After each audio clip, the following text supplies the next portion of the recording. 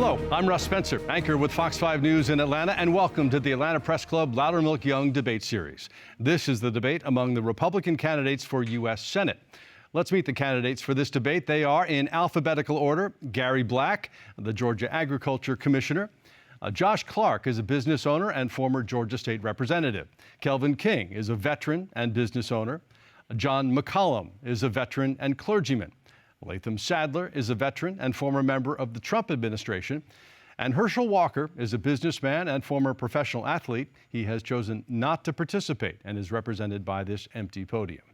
Now let's meet our panelists. Archith Sheshadri is the Atlanta bureau chief for Nexstar Media Group, and Veronica Waters covers legal affairs for WSB Radio in Atlanta. For complete rules on today's debate, please visit the Atlanta Press Club website at atlantapressclub.org.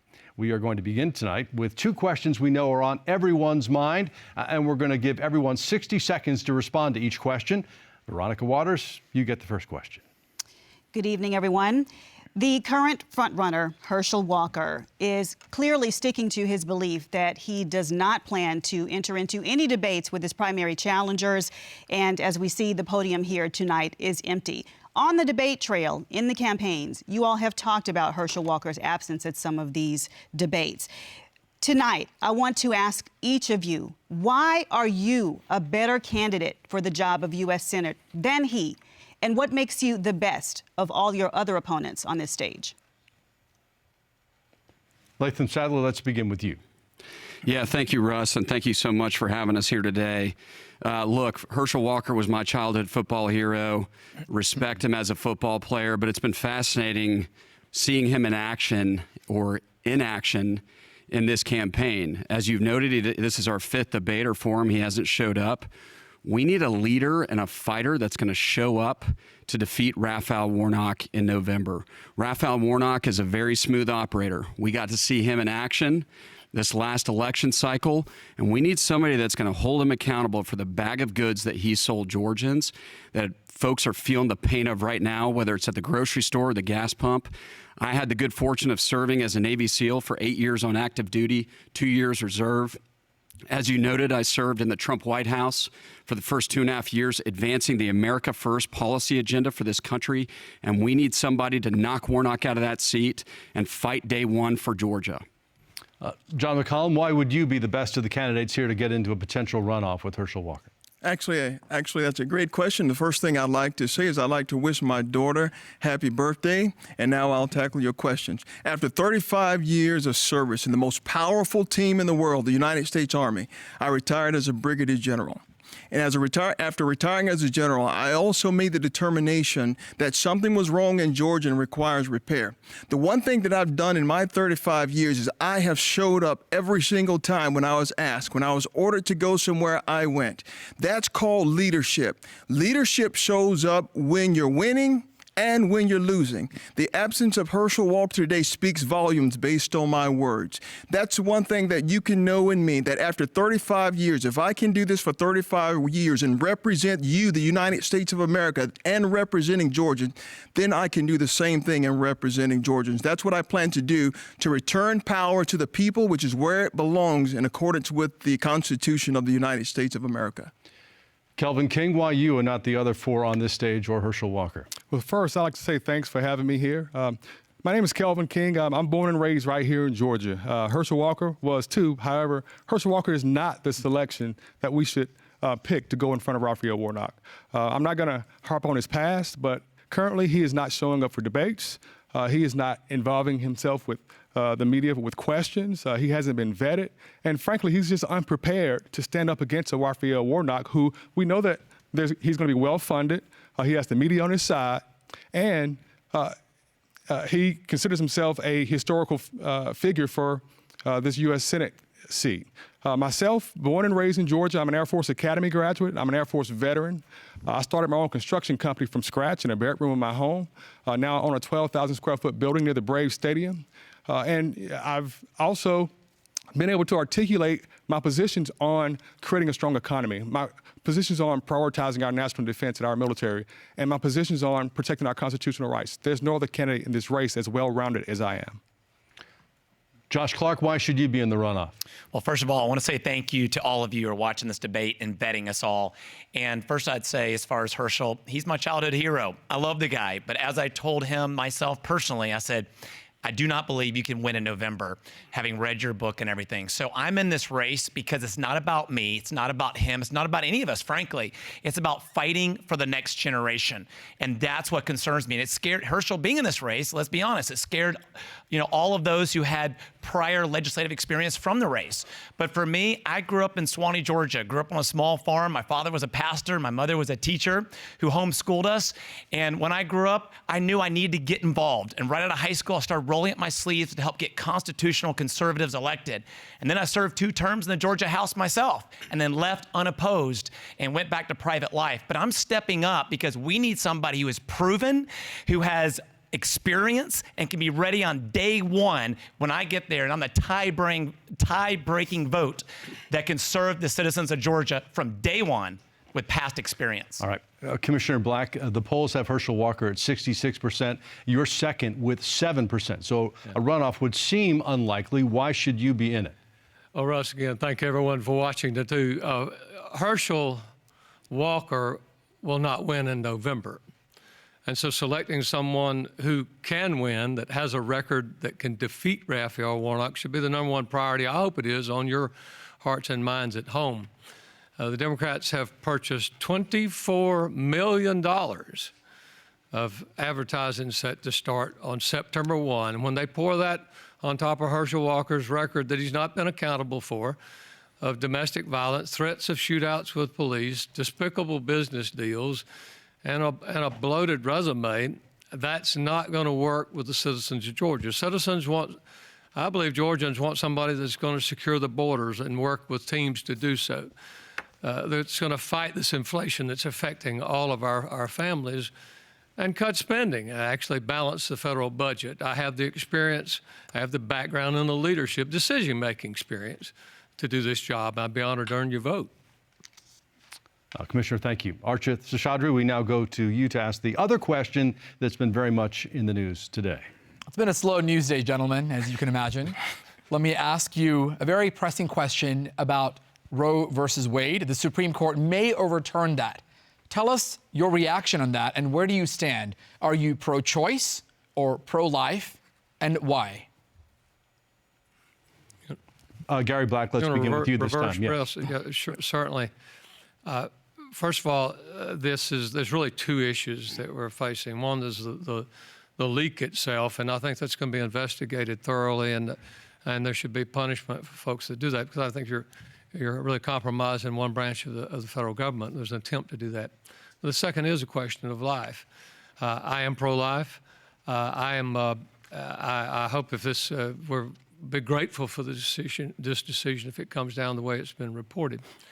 I'm thankful my mother was pro-life, because it was my mother that lost 2 infant children to spina bifida before me. And so I'm very thankful for that. I believe the Word of God is clear that He knit me together in my mother's womb. I think many of you believe that too.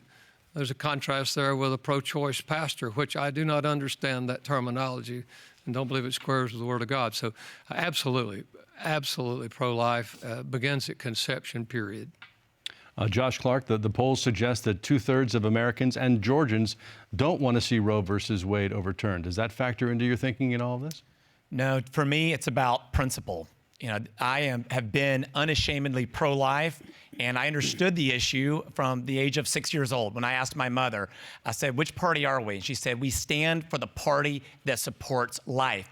I am the only candidate before you today who is endorsed by the Georgia Right to Life. I am also the only candidate who has actually backed up my talk. As a former legislator, I was proud to be a part of passing the fetal pain bill that helped to reduce drastically the number of abortions. So I look forward to getting to the U.S. Senate and dropping the personhood amendment, because just as the Constitution says, we hold these truths to be self-evident, that all men are created equal and endowed by their Creator with certain inalienable rights, that among them are life. If you don't have life, what does liberty mean? What does the pursuit of happiness mean? So I'm very strong on that and proud to be the only one endorsed by the Georgia Right to Life before you today. Kelvin King, Georgia's heartbeat bill will go into effect if this does in fact happen, if the Supreme Court rules this way. And there's some talking about outlawing abortion altogether in Georgia. What's your take?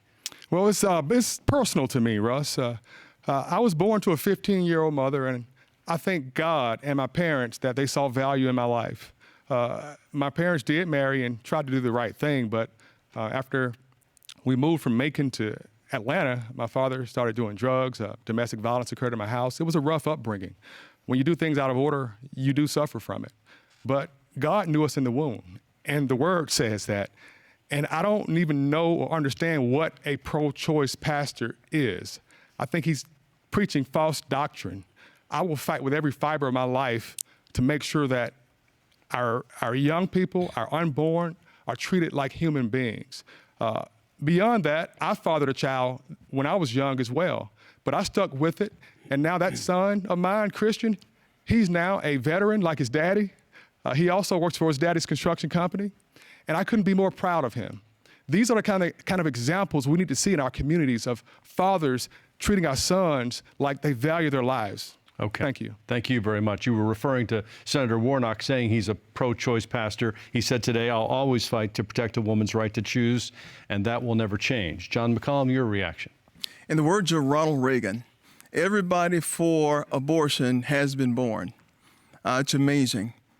I stand on the side as a minister and as a pastor, having served as a pastor, even having been licensed right here in Atlanta at Elizabeth Baptist Church and pastored right there in Noonan, Georgia at Mount Vernon First Baptist Church.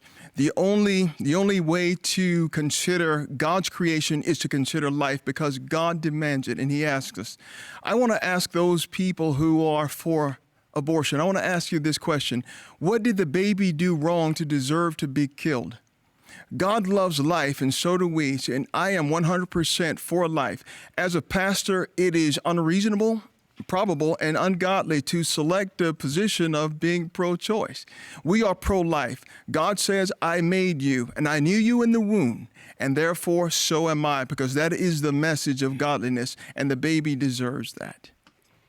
Latham Saddler, how far should Georgia go in restricting abortion, and should there be exceptions for the life of the mother, rape, incest? Yeah, thanks, Russ. This is a very serious issue, and we're obviously all on the same page here. I'm proud to be pro-life. I will always defend the unborn.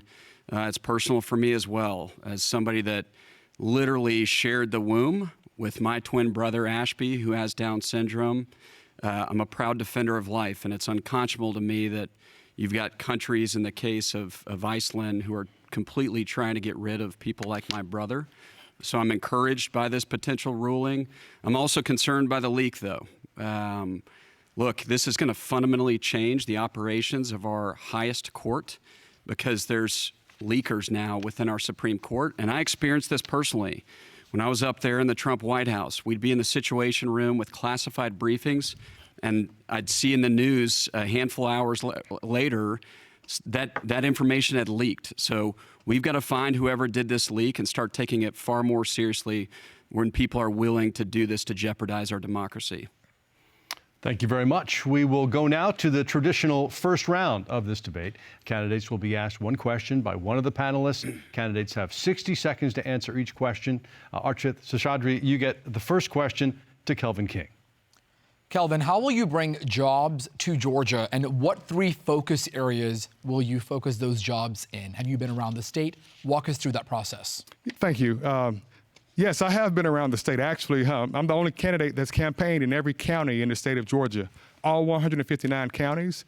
I've also coordinated all 159 counties, and I've done over 320 public appearances, not including media. And in terms of jobs, that's my wheelhouse. One of my platform items is creating a strong economy. You do that by pushing regulation back. One of the things that we heard traveling across the state is that, Kelvin, the government, the federal government, is making it hard for me to make a living. That's exactly the opposite of what the federal government should be doing.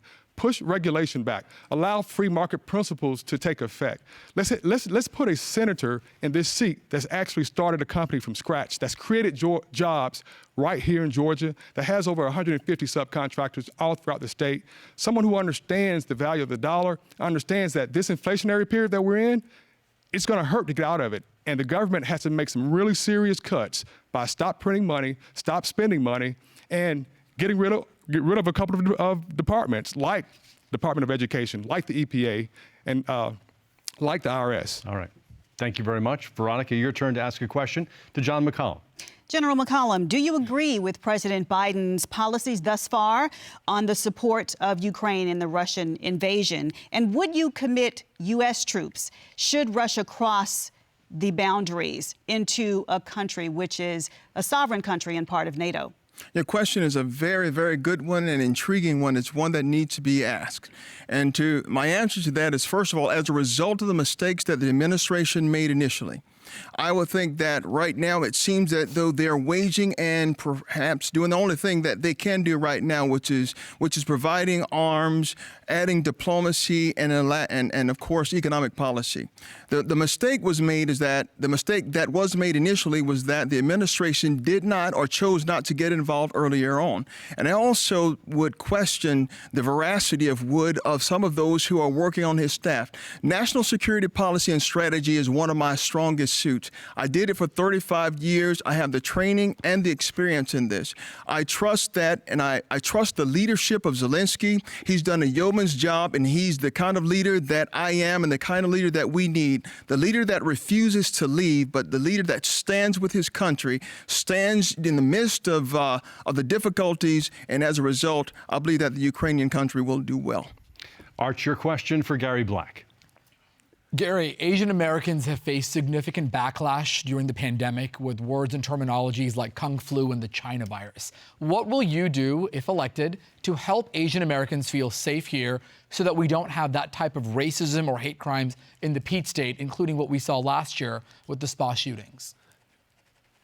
Arch, Asian Americans, I have a great passion for. We've worked with one thing that we've helped from a cultural standpoint, just in my current job, just recently. There's a very valuable vegetable that's very favorite for theirs, and we've been able to make that be cultivated here in Georgia. And that's a simple thing in agriculture, but it's been a real building of relationships within that in that community here in Atlanta. Everything should be fair for everyone. This is the land of the free, home of the brave, and that means we need to have immigration programs that work. We need to have them that are streamlined. I'm really, that focuses on Asia and everyone else, but I think it all still goes back to our southern border. We have to secure our border first before we do other types of immigration issues, and I'd love to see some real progress head that way. But I'm real big, real thankful for the Asian community here in Atlanta, and appreciate the relationships there. And welcome to Georgia, and hopefully build these relationships as we move forward. Veronica, you get the next question to Latham Saddler. Thank you. Mr. Saddler, also a veteran, I wanted to ask you as well, what would be your next step or steps? What's your take on what's happening with the Russian invasion of Ukraine? How would you advance the case from here? Yeah, thank you, Veronica. I mean, folks, again, our state has had a proud tradition of having a national security leader in the United States Senate until now. I mean, we had Richard B. Russell, we had Sam Nunn, we had Johnny Isakson, we had Saxby Chambliss, and now for the first time since World War II, we don't have a United States Senator on the Armed Services Committee from our state, which is a huge deal. When I look at what's going on in Ukraine right now, it shows me that this whole thing happened because Biden deterrence failed. Wokeness equals weakness equals wars that we do not want. And when I was in the Trump White House, I tell you, it was America first. And our adversaries respected us. They feared us every single day. When I was managing our Black Ops portfolio, we had our adversaries on their heels every single day. And so we've got to restore American credibility and strength over there. We obviously need to support the Ukrainians with military aid and humanitarian aid. I don't want to see boots on the ground. And I want to make sure we encourage our European partners to be coughing up more to help out their fellow Ukrainians, their fellow Europeans in Ukraine. Thank you. Arch, you have the final question in this round for Josh Clark. Josh, what will you do to help save Georgia's rural hospitals and ensure those in other parts of the Peach State have proper access to health care? And do you believe we should expand Medicaid? Thank you for that question. Well, as a former legislator, I served on Health and Human Services, and one of the things that I learned from my experience is that we have absolutely have to look out for the rural hospitals to make sure that they have the necessary funding, that we're looking at healthcare statewide. And so one of the things, though, that we have to do is make sure that we keep the federal government, their role should be very limited when it comes to healthcare, and you keep them out of the doctor-patient relationships. That means I'm against the mandates, the vaccine mandates. That means that I am for patient-centered healthcare. It also means that from my experience, I'm actually the only one up here who has experience having stood up and been tested in my time in the legislature when we tried to run the Non-Affordable Care Act through Georgia. And I stood up, and I'll never forget being called out. Speaker Ralston said, "Who do you think you are, the tail wagging the dog? You need me to get reelected." And I said, "Mr. Speaker, in all due respect, it's about when I get home, knowing I fought for the next generation. And number two, when I lay my head on the pillow, having a clear conscience between me and God." So I'm going to fight for Georgia, but we're going to keep big government out of the way. Judge Clark, thank you very much. And that concludes the first round of this debate. The candidates will now ask a question to an opponent of their choice. Each candidate will have 30 seconds to ask the question, 60 seconds to respond, and the candidate who asks the question will then have 30 seconds for a rebuttal. And by random selection, Jon McColumn, it's your turn to ask the first question. Well, thank you very much. My question today is for Latham Saddler. My question is, in understanding how Congress works, Congress has a responsibility to provide funding for a number of issues. A part of that funding is understanding mandatory and discretionary spending. My question to you, Latham, is what is your understanding with regard to mandatory spending? We know that the prices are escalating and far above discretionary spending. What is your solution toward minimizing and bringing mandatory spending under control in the budget process? Yeah, great question. Thank you, John. Look, this is one of the most important issues as it relates to who we choose to get up there in the United States Senate to fight for our state and fight for our country. And folks, I've sat at the decision-making table at the White House in the Situation Room when you're racking and stacking the nation's priorities, and you got something popping off in Venezuela, you got something popping off in Syria, something popping off in North Korea, and remaining strategic and disciplined and long-term in your view in a resource-constrained environment with that backdrop is very difficult work, and it's why we need serious leaders up there. You're exactly right, John. We don't have the resources that we had in the past. Up until the 70s, we had almost half the world's economy. Now we're a fifth. And so we have to get our mandatory spending under control. And I think the first thing I'm going to do is hit the Green New Deal. And all of this wasted spending that we've seen over the past year plus that's killing our economy, that's the first thing I'm going to go after. General McColumn, you have 30 seconds to respond if you'd like. Absolutely. This is why past performance is the determinant of the future. You can't ask someone to do something that they've never done if they don't understand something. That's a good answer about the general funding, but mandatory spending has everything to do with the total bulk of things such as Social Security, retirement, those kinds of funds. That because those funds and those entitlements are escalating so greatly, we have to make a determination on how we're going to fund them and at what level, and if necessary, how to rescue things like Social Security to ensure that those funds are available for those people who've paid into that. This is so important for a future senator. All right, sir. Thank you very much. Gary Black, it's your turn to ask the next question. Russ, I've got a question for Herschel, but he's not here, so I'm going to ask Herschel's a podium, if that's okay, because I'm thinking, given the reports, the facts that have come out with domestic violence, stalking women, threats of shootouts with police, business deals that have gone sour. I'm just wondering if the podium's ever had a conversation with your candidate. Have you ever told your candidate how important it is to tell the truth? And if you haven't, I guess if you had that conversation, when's it going to start? I want to know when he's going to start. All right. Well, we could wait for a minute for the podium to speak. Yeah, I don't think that's going to happen. It's probably not going to happen. You have 30 more seconds. I hope maybe Herschel will email us in and he'll answer his question or get his podium to help him. This is all, folks, Herschel Walker's ignoring the voters of Georgia. He's ignoring us. These honorable guys, we've been all together a lot, and I've enjoyed it, but he's ignoring the voters of Georgia. If that's what he does now, that's what he'll do in the future. If he's not told the truth, he's not been factual, that's what he'll do in the future. I've always showed up, I've always told you the truth, and I will beat Raphael Warnock because Herschel Walker cannot. Latham Saddler, your turn to ask the next question. Yeah, I got a number of questions for this pathetic situation as well. But my question is for you, Gary. We see each other on the trail a lot. I think I ask you this question every time I see you. So I wanted to ask it here today. Mm-hmm. Where the heck is Herschel Walker? And how on earth does he think that he can beat Raphael Warnock in a general election?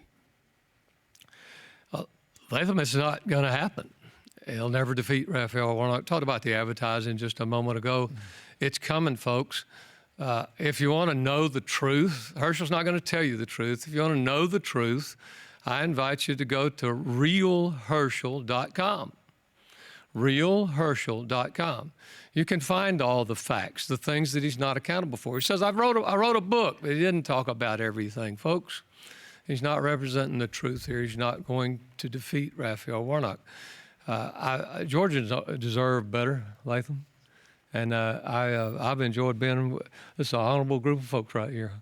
And we're going to have a good discussion tonight. But he's letting you down, folks. And I'd love to earn your vote. 30 seconds, Mr. Sadler. Yeah, obviously I agree. And I agree. I mean, everybody on this stage has been out hitting the trail, taking the tough questions from voters like a United States Senator should. And, you know, I think a simple question for Herschel Walker is, what do you think the United States Senate does? It's the deliberative body of Congress. It's what you do as a United States Senator. You get up there and you debate ideas, you debate policy, and you have to win for your state and for the country. And if Herschel Walker can't get up here, this should be the easy part. I mean, most of us agree on most issues. Sure, that's if he time. can't do this, he certainly can't beat Raphael Warnock in November. Thank you. Josh Clark, your turn to ask a question. I have a question for Latham. Latham, I appreciate your military service, but we all know that doesn't necessarily make someone conservative. So you've called yourself a lifelong Republican. However, you registered as a Democrat in North Carolina in 2001, voted Democrat in Georgia in 2004. What's scarier is you're a member of the Council of Foreign Relations, which is a globalist, elitist organization. Your first job out of your fellowship in D.C. was to work for a big bank as an assistant to the CEO of Synovus, where you earned $563,000 your first year. Time for the question, How do you assure Georgians you won't be another global elitist rhino sellout? Yeah, folks, this is exactly why I entered this race. I mean, aren't we tired of this? Seeing this of previous politicians. And I'm proud to defend my record as a Republican. When I was 18 years old, you're correct. I was a registered Democrat, and then got to the University of Georgia, and my freshman year, I woke up and became a Republican. I've been a Republican for over 20 years, and I'm proud of it. Ronald Reagan was a Republican in his youth. Donald Trump was a Republican in his youth. And they woke up as well, and we saw what kind of conservative leaders they were. And so what I would tell any 18-year-old in this audience that's watching today, if you're confused and you registered as a Democrat and 6 months later you wake up and become a Republican in college, watch out, because the Josh Clark political police is coming after you in 20 years. Mr. Clark, your response. Yes, and I want to say first and foremost that I respect and appreciate the military. I've got 13 immediate family members, 4 of my brothers on the front lines, and one just graduated as a Green Beret just the other day, Representative David Clark. However, the issue here is not, I'm glad that you've come over. I've helped a lot of people come over into the Republican Party because I was in the trenches in 2002, 2004, helping turn the state red as a volunteer. The issue is when your first office is the U.S. Senate, which is not 2 years, not 4, but 6 years, we can't have another Jon McCain, who we appreciate. However, we all know he sold us out. So that's why I bring this relevant issue up. Kelvin King, you get the last question in this round. Sure. Thanks, Russ. My question, I would love for all of the candidates to answer this question, but I'm going to focus it on Josh. You know, we Republicans, we win on the economy, national defense, and immigration. The Supreme Court leaked an opinion that confirms Democrats will campaign on social issues like voting rights, abortion, and wealth disparities because they've shown that they're more effective at the messaging. In the general election, we'll face Raphael Warnock, our first black senator. We're going to face Stacey Abrams, who thinks she's the first black governor. And Democrats are professionals at divisive racial tactics and identity politics. What's your effective message that will earn the votes of nonpartisans, moderates, and minorities during what Democrats would brand as a historic election? Kelvin, I appreciate you bringing that up, and that's an issue that I'm passionate about. You see, I grew up as the oldest of 10. We were the poor talked about. I slept on the floor for over 3 years on the floor in our living room while we had homeless people and others living in our home. And so I've just always had a heart for those who are struggling. That's why I call myself a compassionate conservative. And as we were speaking earlier, I was in the trenches right out of high school trying to help bring Democrats in the Republican Party. When I ran for office in 2010, people said I had no chance of winning. And one of the things that I did was go into the minority areas and connect with them, because that's my heart. As a compassionate conservative, I wanted to help them realize this is your home. This is a place for you. And so I can't wait to do what I've been doing for over 20 years. And I believe that just like Trump was able to bring over the highest minority vote of Latinos and African Americans, that we can do that again in this election. In fact, I helped to get elected the first Latino and African American legislator in the state of Georgia. Kelvin King, you have 30 seconds if you'd Sure, like. yeah. Well, first, I don't think growing up poor is synonymous with minorities, first of all. I agree. Well, that's what you said. My message is not only good for Republicans. They're good. It's good for all people. I have a shared experience, and when it comes to voting rights and issues of life and wealth disparities, I can communicate about voting rights is offensive to black people. I don't know a black person without an ID. Wealth disparities, we can overcome those because it's about repeated patterns of behavior, family stability, and cultural priorities. And when it comes to abortion, that is the number one thing that hurts the black community. I look forward to standing against Raphael Warnock and calling him out on those lies. Time's up. Thank you, sir. That concludes our second round. For those just joining us, this is the debate between the Republican candidates for U.S. Senate. Herschel Walker declined to participate and is represented by an empty podium. We will now go back to the panel to ask questions to the candidate of their choice until we run out of time. As a point of moderator privilege, I may also ask some questions of the candidates here, and I will determine when a rebuttal is appropriate. Arch, you have the first question in this round. And sticking to health again, Josh, the question to you.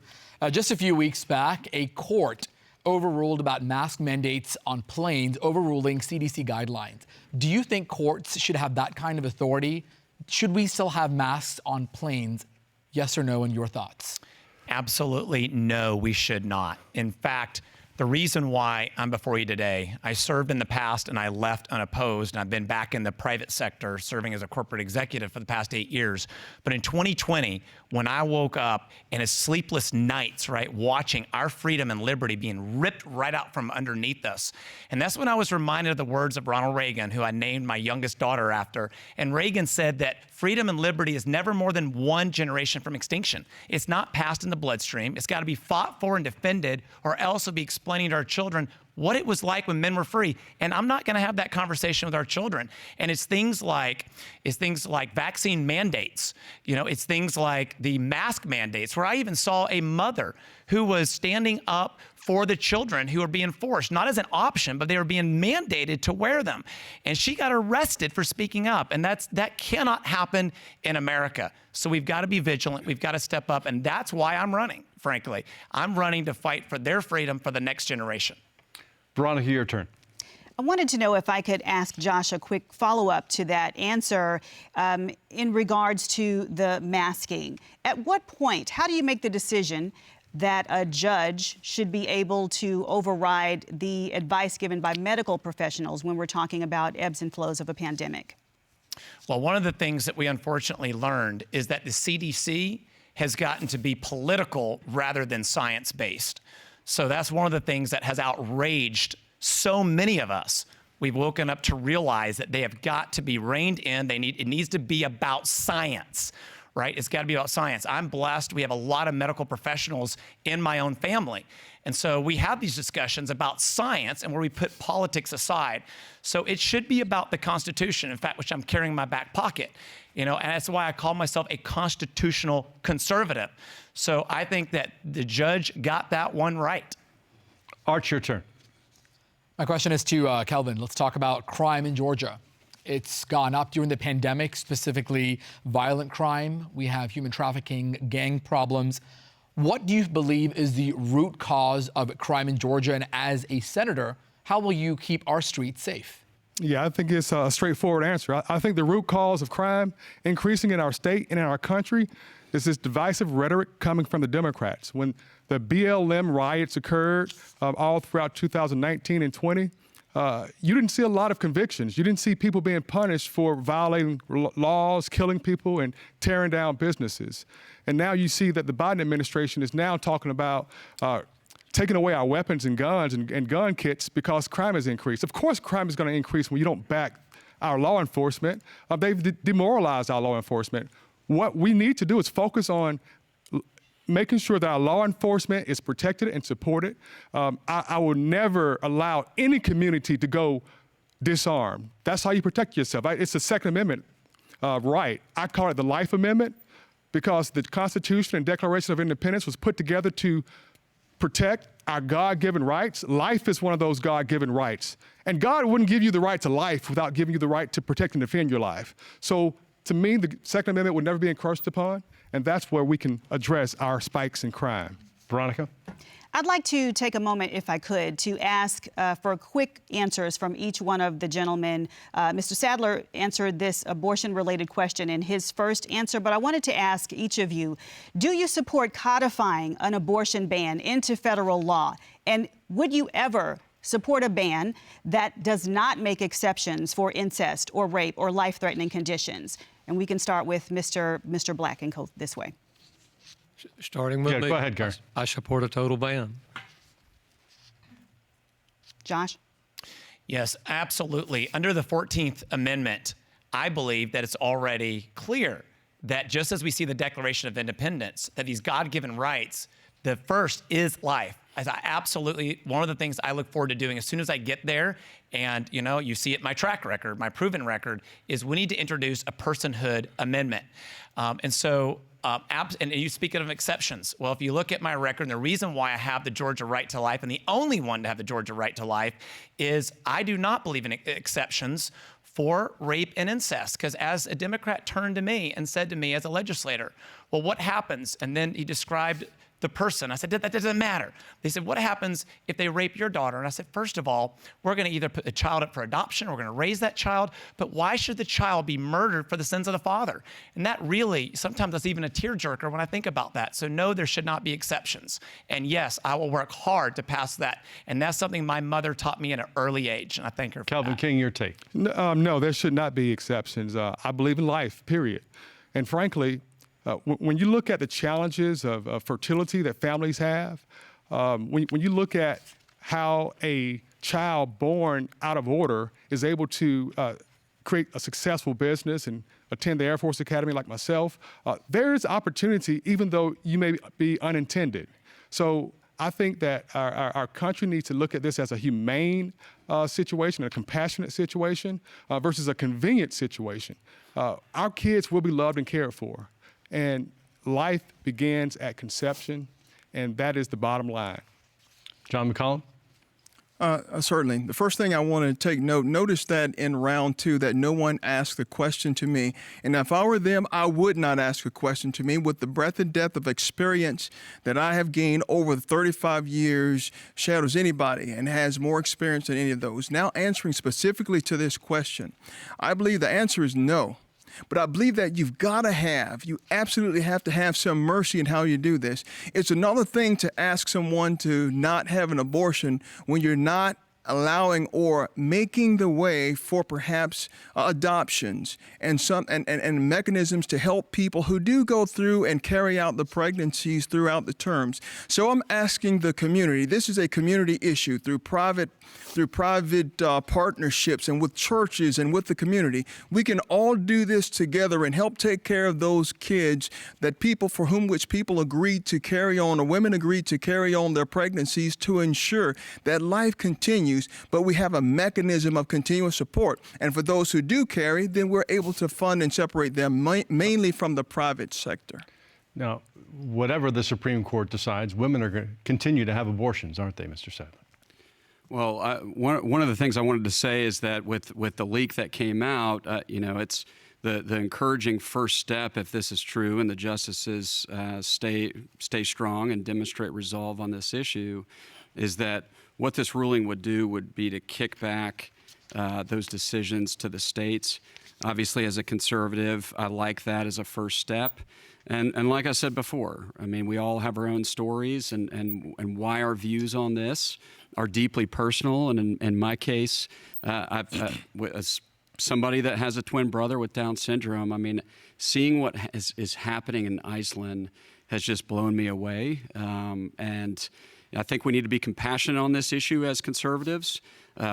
Every pro-life advocate I know demonstrates compassion to expecting mothers, and I think that's incumbent on all of us to be this way. But I do support codifying it at the national level. Thank you. Arch, your turn. The next question is for Gary Black. Governor Brian Kemp and the Secretary of State both agree and say after numerous audits, there were no examples of widespread fraud. However, U.S. Senator David Perdue and former President Trump say that the elections were rigged. Who do you agree with, and were the elections fair and square? Yeah. Arch, could you do me a favor? And this bunch knows that happens sometimes. Could you speak into your microphone a little better? I totally can. Or somebody could turn it up. The first part of that, it just went dead. I'm sorry. No problem. We'll repeat that question. Governor Brian Kemp and Secretary of State Brad Raffensperger, after numerous audits, both said there were no examples of widespread fraud in the 2020 elections. Right. However, former U.S. President Donald Trump and the U.S. Senator David Perdue says that there was fraud, and that's why President Biden is elected. Who do you agree with? Do you believe the 2020 elections were fair and square? Yeah, that question has been asked a bunch of ways, Arch, and it kind of gets shorten your question. It says, people ask me, do you think the election was stolen? And I've heard people say they think it is. My answer to you is, I don't know. Do you? Yes, I do know. Okay, well, you do. I'm not talking to you. I'm talking to him. Okay. But I'm not right. I don't know. What I do know is this. The election that will never be stolen is the election when we all show up. And we would not be here but for people not showing up on January 5th. That is my opinion. I don't know what happened in Michigan and Arizona. I know we had a mess here in Georgia. I believe Senate Bill 202 took steps towards correcting that. I would love to there not be a drop box anywhere. If we restored truth with a paper ballot or trust, I'm for that too. But I do know that, folks, we have to vote, and I'm asking for your vote in this election so we can defeat Raphael Warnock. We'll trust the system and move forward. Veronica? Yes, if I may, I'd like to ask this question of both Mr. Black and General McColumn. Then President Trump's call to Secretary Raffensperger discussed needing to find 11,780 votes. How should we interpret that? Yeah. From a fine thing, we shouldn't ever try to make a public official. Public officials they have a sworn oath to uphold the Constitution, and you have to step forward and do what you know based upon the information you have. That, I'll be honest with you, that troubles me when you have that kind of conversation go on. I was not a part of any of those conversations, but I read them just like everybody else on this stage. We need trust in the system. We need grassroots involvement with young people reaching out everywhere, which we're doing in this campaign, restoring trust and actually having people who have a record that has stepped up and done everything they've ever said they've done. And you build that trust on the campaign trail, doing what I've done and doing what most of us have been doing up here for a while. But I'm troubled when we don't trust our system. I'm hopeful that the advances that Georgia's taken, that this will be the safest election because our country, our future depends on it. Jon McColumn? Good, excellent. Hey, I'll answer the question generically, generically speaking. The most important thing, or one of the most important things that we are suffering from today is the failure to adhere to the rule of law. When the rule of law begins to dissipate from the infrastructure of the United States of America, these things take place, especially when it takes place with leaders. When leaders make the determination that they have this overwhelming and overarching authority as a result of either power or influence, that they can do whatever they choose to do. Well, that's not the case. We've seen it in the FBI. We've seen it in other agencies. We've seen it with Secretary Mayorkas on the border. When people won't fairly execute their responsibilities. No, you've got to do this thing right. You've got to honor the rule of law. You've got to understand those who work for you and don't. And let's not get in the way as leaders to ruin the processes that make things look worse than they are. And that's probably what took place. So I stand by the case of follow the rules, follow the law, and let ethics be number one. Well, her question was about the former president asking Brad Raffensperger to find votes. Are you suggesting that President Trump was acting as an authoritarian in that moment? Exactly. I make the state that there could be the perception of. And when there's a perception of problems, and that can be ethically wrong, even when the person perhaps didn't do anything wrong. But I believe that you've got to make sure that you are not in the wrong place, in the right time, and making statements to the wrong people at the wrong time about the wrong issues. That's what happens. That's what happens when the confusion takes place and people cannot make a determination as to whether or not the president purposely made a statement, purposely did something that was against the law or not. But there is a perception, and that's a problem. Can I speak to why this election was absolutely stolen in Georgia? Go ahead. Well, I've been in the trenches, as I said, while building companies, volunteering since I got out of high school just to help turn the state red. So when I saw over 7 million ballots being mailed out across Georgia, ballot applications being mailed out, I warned everyone who would listen. And I said, listen, here's what's going to happen. We're going to have massive ballot harvesting. And unfortunately, I hate to say, but I was right. And so that's why Georgians are so frustrated. They're so angry about this because they know that the election was stolen. If you watch the 2000 Mules, it confirms exactly what I was trying to tell everybody was going to happen. When you have unsecured ballot drops and you have a mail-out ballot application. So this election, unfortunately, was stolen. Now, here's what I believe. I believe that we have to acknowledge that or history will repeat itself. However, we can also, I have Reaganistic, hope that I believe that we will win this next election in Georgia, just as Youngkin did. We'll get out there, we'll show up, and we'll win. But we have to acknowledge it. If we can't answer that question, we can't answer the tougher questions. Now, in the interest of fairness, I want to give you, Mr. King, and you, Mr. Saddler, 45 seconds on this, keeping in mind that the former president's own Attorney General, Bill Barr, said any suggestion of widespread fraud was BS. He used the whole word. Go ahead. Yeah, I can't communicate on what's happening outside of the state of Georgia, and I'm not even sure if Josh was living in the state of Georgia during the election. But one thing that I know for sure is that people came to our home with affidavits. My wife is in media. She's on Fox News and has a show called The Georgia Gang. And people came to our home, not sure how they found our address, with signed affidavits stating that they saw infractions and improprieties and faulty vote tallying, and they wanted some help. So what we did was we sent this information to our Secretary of State's office for some help. And you know what happened? Nothing. So I do know that there were improprieties in our election. I can't tell you to what degree, but what I can tell you is that someone needs to be held accountable for the infractions in our election. That's all the people of Georgia want, is someone to stand up for them and their voice and hold people accountable to the infractions. Mr. Sadler. Can I answer his question? Yeah. No, we're running out of time. Mr. Sadler. Thank you, Russ. Look, people just want transparency, to Kelvin's point. I mean, when you stay up watching the same two counties every time, Fulton and DeKalb, they're tallying their votes and then they stop and then you get a different result the next day. That doesn't inspire confidence in anybody in our election system. Now, thankfully, due to Republican leadership in our state, they passed SB 202, which cleans that up, and they have to continue counting so that doesn't happen again. But look, I think the answer is simple. We need to have full transparency in our elections, and even though I'm the youngest guy in this race, I'm old school. I think we need to go back to paper ballot. It used to be a civic event, a community event where everybody showed up together to vote, and that's where I want to see us go back to. It's not that hard.